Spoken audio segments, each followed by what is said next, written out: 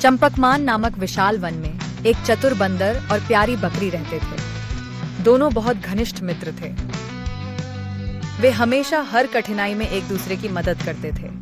उनकी दोस्ती से वन के जानवर उनके साथ जुड़ना चाहे, क्योंकि वन के जानवर बंदर और बकरी से अच्छी चीजें सीखना चाहते थे। बंदर चुलबुला और बुद्धिमान था, जंगल के हर कोने और हर निचोड़ से परिचित। एक दिन बंदर ने बकरी से कहा, हर दिन तुम रोज वही हरी घास और जंगल के पत्ते खाते हो मेरे प्यारे दोस्त। आज मैं तुम्हें इस वन का सबसे अच्छा फल स्ट्रॉबेरी देकर खुश करना चाहता हूँ। यह सुनकर बकरी का मुंह पानी से भर आया। वह आंतरिक रूप से सोच रही थी कि दोस्त कितना दयालु है उसे देखभाल करने में। दोनों दोस्त जंगल के किनारे की ओर बढ़े, जहां एक पेड़ में चमकीले लाल स्ट्रॉबेरी उगती थी। बंदर ने तेजी से पेड़ पर चढ़कर बकरी के लिए फल तोड़ना शुरू कर दिया, लेकिन इस कार्य को पूरा करने में वास्तव में बहुत समय लगा। बंदर के मन में एक विचार आया। उसने एक शाखा पकड़ी और जोर से हिलाना शुरू कर दिया, जिससे कई स्ट्रॉबेरी गिरने लगी। तेजी से उन्हें खाना शुरू कर दिया।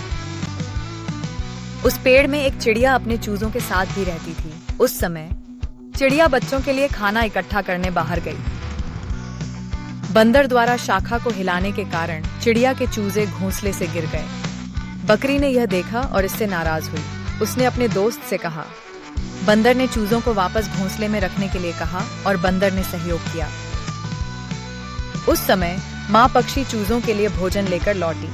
चूजों ने अपनी माँ को पूरी घटना सुनाई। जैसे ही बंदर और बकरी छोड़ने वाले थे, पक्षी उनके पास आया और कहा, कृपया यहाँ कुछ समय के लिए रुकें। आपने मेरे बच्चों को बचाया है।